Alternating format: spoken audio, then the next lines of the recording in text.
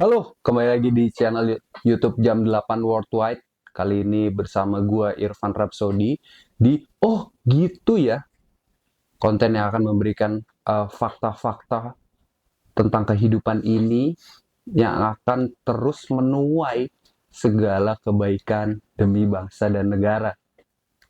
Jadi gimana nih? Apakah masih pada berantem karena masih bingung siapa pilihan capres kalian, atau Anda terlalu membela capres kalian sehingga menghapuskan tali silaturahmi dengan kawan-kawan kalian? Bagus, keren. Itu adalah yang membuang-buang waktu kalian. Jadi kali ini mungkin agak gimana karena lightingnya dari bawah, nggak apa-apa. Jadi kali ini gue disclaimer dulu sebelumnya, seperti biasa di opening, kalau gue itu tidak ada sama sekali hubungan darah dengan Ucup Malakeli Plate. Jadi kalau ada sesuatu yang berhubungan dengan beliau, tolong jangan sangkut pautkan saya. Langsung saja hari ini kita akan memberikan fakta-fakta kembali ya, yang akan membuat Anda tidak kaku ketika lagi di tongkrongan. Kita langsung aja ke fakta yang pertama. Fakta yang pertama itu tentang patung Liberty. Mungkin pada tahu patung Liberty yang ada di Amerika. Jadi patung yang ini loh. Nih, patung Liberty yang ada crown-nya itu. Jadi patung Liberty ini merupakan monumen pengingat adanya aliansi antara Amerika dan Prancis selama terjadinya revolusi Amerika nih tahun 1775 sampai 1783. Ini gue baca ya seperti biasa ya biar nggak salah-salah. Jadi rakyat Prancis ini menghimpun dana untuk membangun patung ini. Dan Amerika itu membentuk landasan untuk patung ini yang didanai oleh pengusaha pada saat itu, yaitu namanya Joseph Pulitzer. Jadi rakyat Prancis eh, menghimpun dana buat patungnya doang nih. Buat patungnya, tapi landasannya sebagai tempat berdirinya patung tersebut itu yang bangun adalah Amerika dari duit Bapak Joseph Pulitzer ini.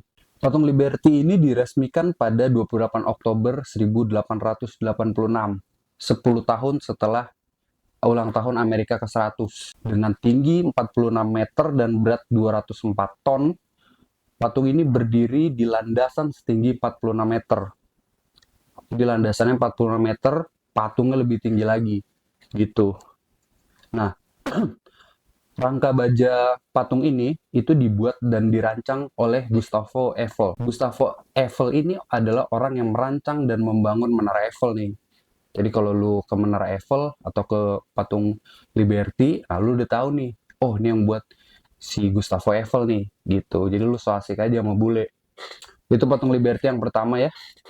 Yang kedua, kita ke dalam negeri, ke ibu kota Jakarta, yaitu Monas, Monumen Nasional. Monas ini dibangun pada tahun 1959 untuk mengenang jasa rakyat yang telah berjuang untuk menumpas para penjajah Belanda dalam meraih kemerdekaan.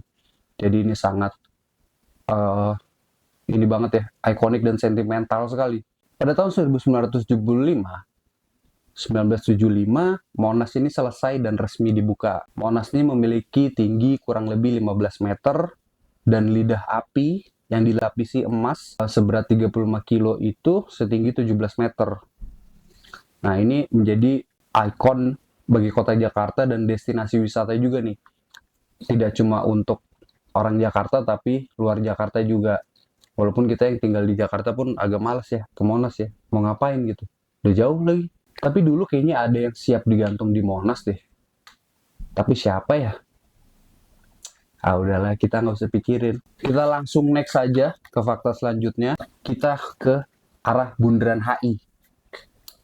Monumen Selamat Datang atau patung Selamat Datang yang berada di Bundaran Hotel Indonesia ini dibuat dulu dalam rangka persiapan penyelenggaraan Asian Games tahun 1962. Ini Asian Games keempat dan berada di Jakarta ya.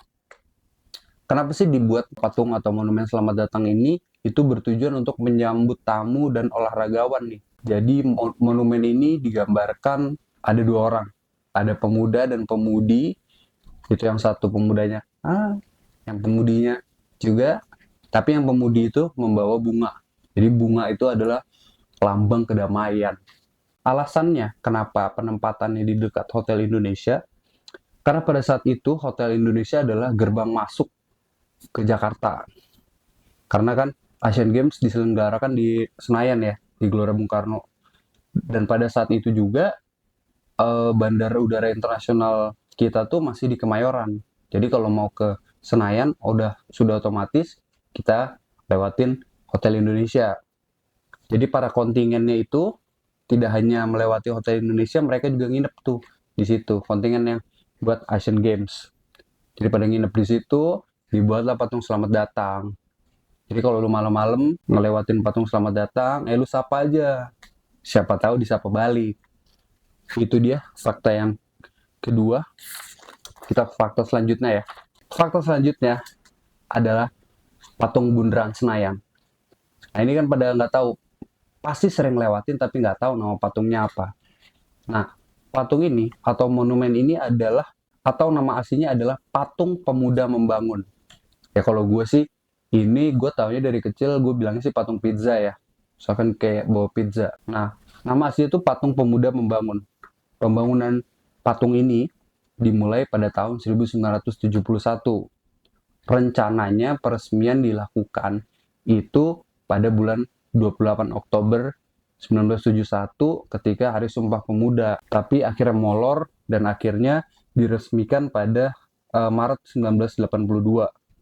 Jadi ini tingginya mencapai 25 meter. Itu berbentuk pria kekar yang membawa obor. Makna obornya ini tuh apa sih? Makna obornya ini diibaratkan sebagai pemuda yang menjadi cahaya untuk kemajuan pembangunan di Indonesia. Nah, proyek ini, patung ini tuh didanai oleh PT Pertamina pada saat itu. Dan sekarang tuh menjadi wewenang dari Dinas Pertamanan dan Pemadam Kebakaran Pemerintah Provinsi DKI Jakarta. Jadi gitu. Misalnya lu dari arah mana ya? Lu deket dari arah mau ngelewatin Bundaran Senayan deh. Lu masih muda nih. Aduh gimana ya biar semangat. Nah lu lihat tuh Bundaran Senayan. Jadi dari tahun 1972 ngebawa obor tapi tidak pernah mengeluh. Nah, lu sendiri harusnya jangan kayak gitu. Karena pemuda adalah obor dan cahaya bagi pembangunan. Gak bacot ya. Nambah-nambahin durasi aja. Oke, kita next ke fakta selanjutnya, itu patung anak sekecil itu berkelahi dengan waktu, alias patung Pancoran. Sore Tugu Pancoran adalah lagu dari Iwan Fals, tapi patung Pancoran adalah drama asli, itu monumen Dirgantara. Pada baru tahu kan? Oh namanya monumen Dirgantara ya, kirain patung Pancoran. Jadi berat monumen Dirgantara ini tuh, berat totalnya ini adalah 11 ton ya. 11 ton dengan keseluruhan tinggi itu dari bawah nih, dari tempat Anda berpijak itu 27 meter. Monumen Dirgantara ini digambarkan sebagai sosok pria yang menjulurkan tangan ke arah langit seolah bersiap untuk ke angkasa. Gini nih. Ini monumen Dirgantara ya, bukan penghormatan terhadap partai tertentu ya. Jadi pose yang seperti ini ya, ini mewakili gambaran keinginan untuk penerbangan Indonesia agar maju hingga tingkat internasional. Tangan patung ini tuh menunjuk ke arah Kemayoran, di mana pada saat itu Bandara Udara Internasional kita tuh masih berada di Kemayoran. Kalau sekarang kan ada di Soekarno-Hatta ya. Nah, patung tersebut itu mengambil rupa itu sang pematungnya juga. Jadi mukanya itu adalah muka bapak bernama Edi Sunarso. Dia ini pematung ya.